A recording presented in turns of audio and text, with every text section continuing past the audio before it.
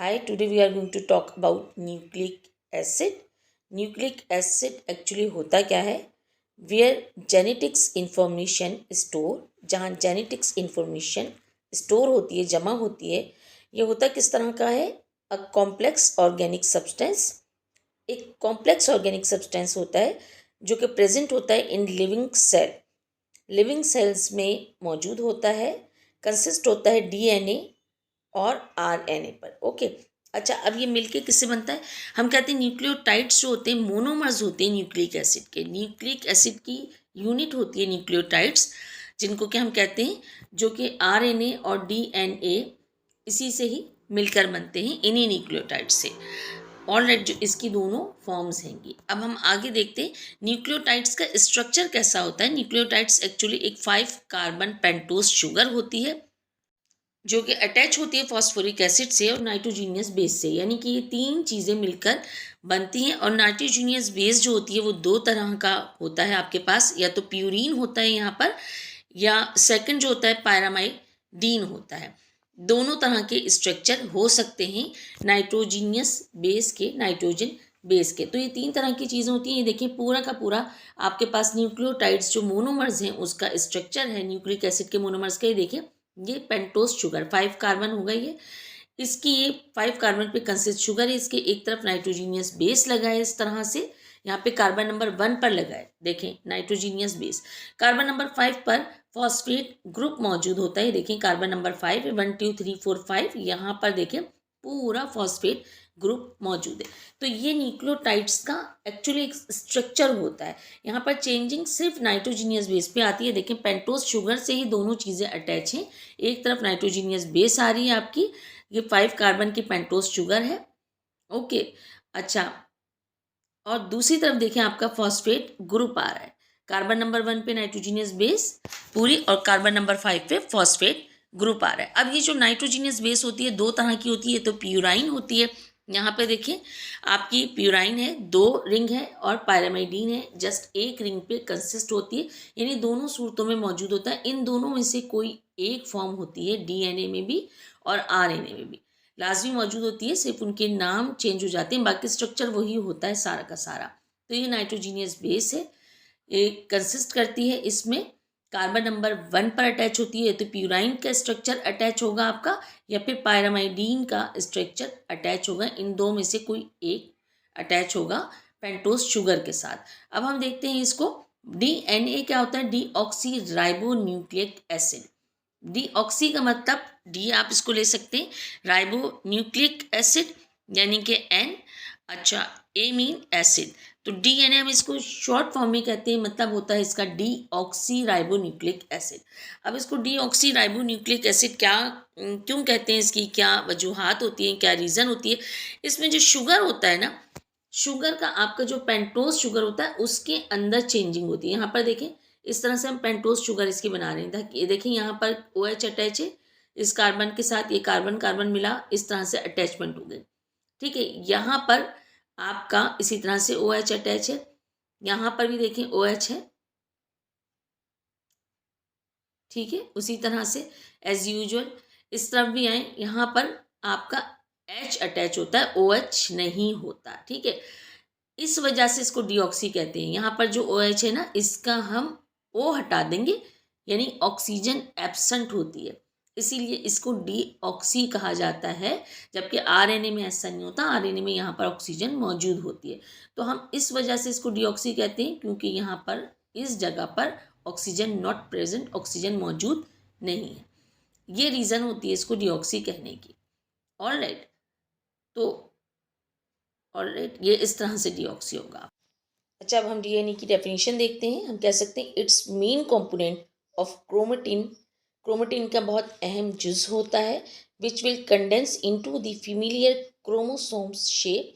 Priority होती है उसकी टू द सेल डिवीजन. ठीक है, अब हम मजीद कह सकते हैं DNA in chromosomes is organise in a specific order that make up an organisms genes. ठीक है, यहाँ पर क्या होता है, जीन्स क्या होते हैं, कंटेन करते हैं डायरेक्शन को, every function, trait and activity in a living organism. ठीक है, जो लिविंग ऑर्गेनिज्म में एक्टिविटी होती है उनको देखते हैं. एक्टिविटी में क्या होता है, ग्रोथ है, हेरिडिटी है, रिप्रोडक्शन। ओके, तो ये तीनों चीज़ें इतनी इंपॉर्टेंट होती हैं एक्टिविटी की, चाहे वो ग्रोथ हो, हेरिडिटी हो, रिप्रोडक्शन हो, आती कहाँ से ही जीन्स से आती हैं, और जीन्स हमको मिलता है क्रोमोसोम से। ऑलराइट, अब थोड़ा सा क्रोमोसोम्स के बारे में देख लेते हैं कि क्रोमोसोम्स होते क्या हैं। Chromosomes made up DNA, DNA से मिलकर बनते हैं, बहुत टाइटली क्वाइल्ड होते हैं, बहुत दफ़ा क्वाइल्ड होते हैं, मैनी टाइम्स प्रोटीन से।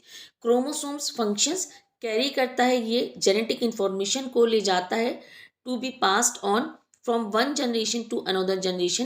यानी जिस तरह से हम कहते हैं जेनेटिक इन्फॉर्मेशन में फादर एंड मदर के जीन्स, तो यहाँ पर देखें ये क्रोमोसोम्स होता है। क्रोमोसोम्स का स्ट्रक्चर ये इस तरह से क्रोमोसोम्स होते हैं जो कि जेनेटिक इन्फॉर्मेशन देते हैं। अब डीएनए में देखें ये 4 तरह के नाइट्रोजीनियस बेस होते हैं इसके, देखें adenine, guanine, cytosine and thiamine.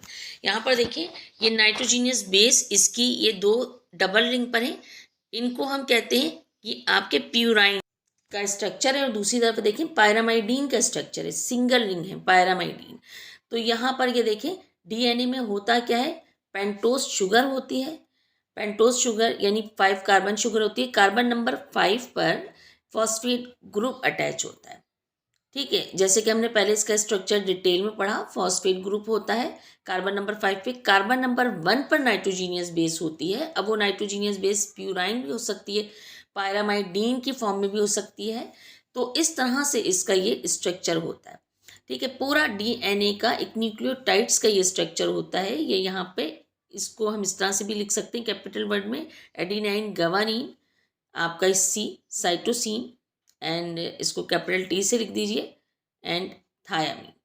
ठीक है, यहाँ पर इस तरह से होता है। अब हम इसको ज़रा देखते हैं इन डिटेल कि इसका जब आप बनाते हैं तो किस तरीके से बनेगा। यहाँ पर देखें ये डबल दोनों साइड्स पर होता है, डबल स्टैंडर्ड में होता है। यहाँ पर देखें बीच में शुगर, जहाँ एस लिखा है वहाँ पेंटोस शुगर आ रही है।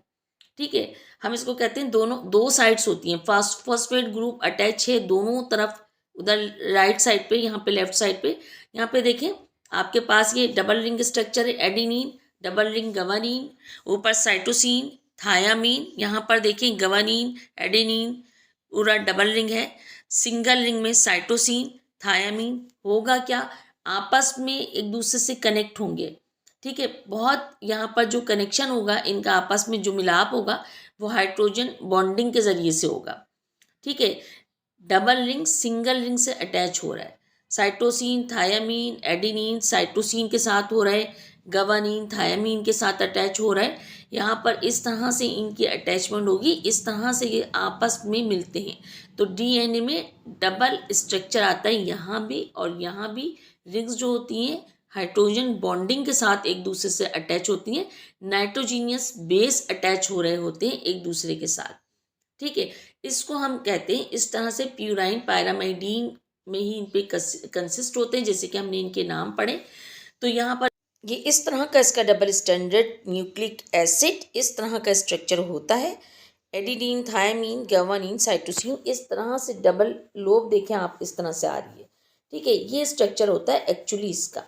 अच्छा, अब हम आते हैं आरएनए की तरफ। आरएनए जैसे कि एब्रीविएशन है ribo nucleic acid. Okay, R mean ribo, N mean nucleic, A mean acid.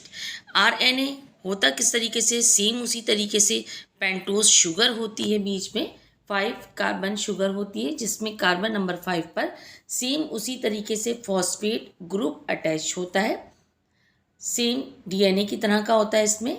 और यहाँ पर नाइट्रोजीनियस बेस होता है कार्बन नंबर 1 की तरफ। आरएनए राइबोन्यूक्लिक एसिड होता किस तरह से, सिंगल स्टैंडर्ड होता है, जैसे डीएनए डबल स्टैंडर्ड था। इट हैज़ राइबोज शुगर, जाहिर है राइबोज शुगर इस एक कंसिस्ट होता है। आरएनए जो होता है बहुत स्मॉल होता है, हंड्रेड्स एंड थाउजेंड न्यूक्लियोटाइड्स यानी कि इनके जो यूनिट्स होते हैं उस पर कंसिस्ट होता है। इसके अलावा इट्स प्रीमिलरी आउटसाइड न्यूक्लियस, यानी कि न्यूक्लियस के आउटसाइड होता है, पोजीशन जो होती है इसकी आउटसाइड होती है न्यूक्लियस की। ठीक है, यहाँ तक तो इसके बारे में ये इन्फॉर्मेशन होती है। इसके अलावा फंक्शन क्या होते हैं, आरएनए रेगुलेट्स करता है एक्सप्रेशन को of information during protein synthesis.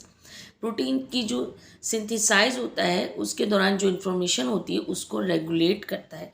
तीन इसकी टाइप्स होती हैं, mRNA, messenger RNA, tRNA, transfer RNA, rRNA, ribosomal RNA.